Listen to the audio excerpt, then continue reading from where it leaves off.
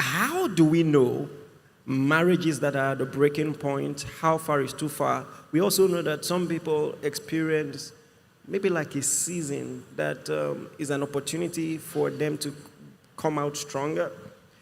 Unfortunately, sometimes it's make or mar. So let me put it this way. A marriage that maybe started well and maybe hit a brick wall somewhere at the middle. What are the steps do you think? What are the signs that there's light at the other side of the tunnel, and what are the steps towards such a recovery? I mean, please help me celebrate Apostle. That's a very powerful question. Let me say this. First, the reason why many people don't get help around the area of marriage is for two things. Number one is the ego, that I don't need any external person to help me. Number two is the stigma the society places on that. And unfortunately, not many people have found themselves in an environment where they can be completely vulnerable. I mean, you find yourself in a place where you open up to a man of God about your home, and the next Sunday you are the topic. Mm-hmm. So these are issues. But there are indices.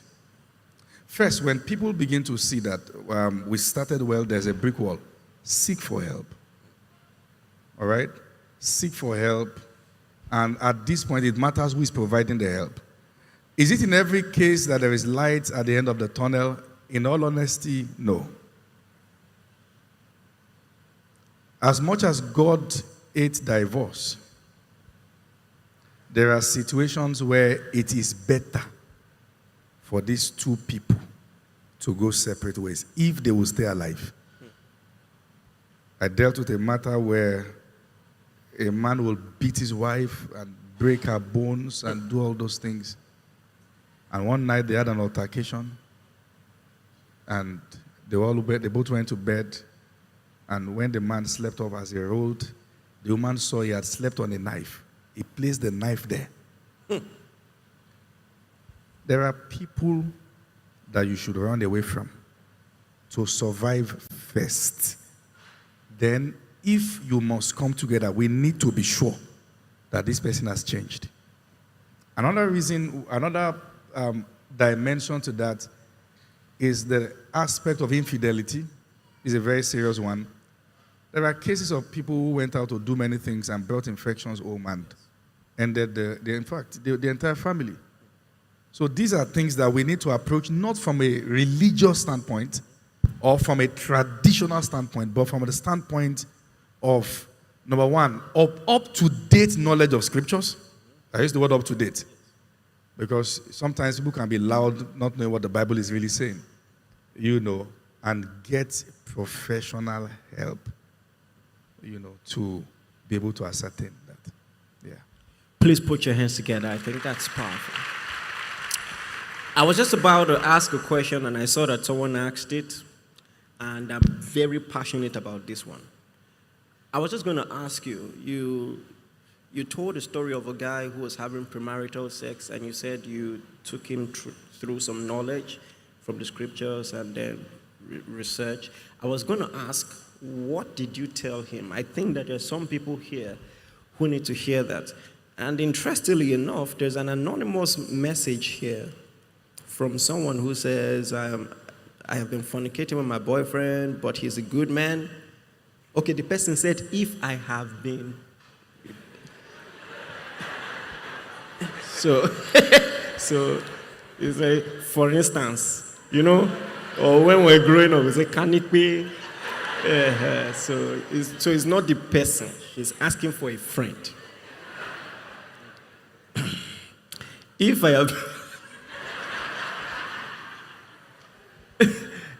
have been fornicating with my boyfriend, but he's a good man, we don't catch you. I just want to say we have caught you. If I have been, anyway, let me just read it. If I've been fornicating with my boyfriend, but he's a good man, and I believe I am a good woman as well. So this is not if anymore. Okay.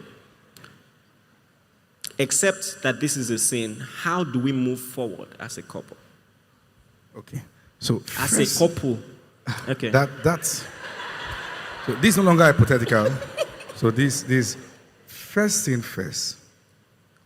It is possible that you are people who are even active in God's service and are involved in this. It is possible. First thing first. It is possible that somebody listening somewhere online somewhere is in the house of somebody that she's not married to, is not married to, listening from there and maybe feeling trapped or enjoying it. It is possible. And commenting word. One, the first thing is not everyone at the foundation of their Christian walk where there is foundation training, where they could be trained in the rudiment of what it means to be a believer. And they seem to enter into deep stuff without a deep life. And because that is happening, they look at it, that this is happening. And this guy seemed to be a good person. He doesn't shout, doesn't nag, doesn't cheat, doesn't do all those things. It is not about the temperament or the character of this person. It is about the consequence of what is going on. An appetite is being created that marriage cannot tame. What you are enjoying is not sex. What you are enjoying is the type of sex that is a sin against God. The repercussion of that is that when the one that is godly comes, you will not enjoy it. Because you have built an appetite on sin, not on sex. Stolen water is sweet. That is what is happening. When two people who are not married get sexually active, they must know they cannot help themselves. At that point, what it takes to help you is not on you. You need accountability. You need to be accountable to someone that both of you can trust, who will not drag you into condemnation, that will now raise psychopaths that will go behind to now find better ways to do it, and they become hardened. And that's why I love spiritual environment where people can be open. You see. So they need someone they can be accountable to and can open up to and can. Indeed, there is a need for quarantine. You have to go stand. The issue is that many people have not learned to be single. To be single is not to be without a relationship. To be single is to be complete in itself. It's to be in a whole state. All right? That's what it means to be single. So many people have not learned it. They are addicted to love. Check. The gap between their breakups and the next relationship, the highest is a month. If nobody's calling, nobody's checking, they are feeling uneasy. That's a defect. Okay? So this fellow needs help to be quarantined for a while. While that is happening, they are growing. I've seen a case where a guy and a girl were sleeping with each other and they said they need to stop. So they went on dry fasting together. The girl did 3 days. The guy did 7 days.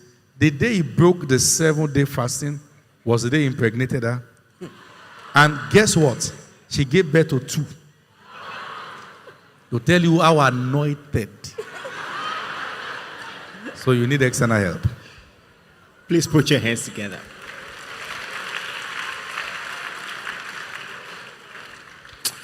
If you permit me, I want to also chime in. Let me tell you this. The Word of God is enough, but just in case you need some intellectual reason, it's been proven psychologically that you are more likely to marry the wrong person when you are sleeping with the person. And with all the good word you just heard about checking, vetting, and being very open to breaking off with the wrong people, when you're all touchy, you lose, to some extent, the objectivity that you need to see some patterns and end it. Because now there is an emotional and, should I add, sexual connection. It has also been proven statistically that you are more likely to divorce in marriage when you cohabited before marriage. Proven statistically. I think Harvard did a research on this. Yes, please. So many times we think God doesn't know what he's doing, and then until we go in our own strength and we find out and learned the hard way. So please just do the right thing. For that person, tell your friend,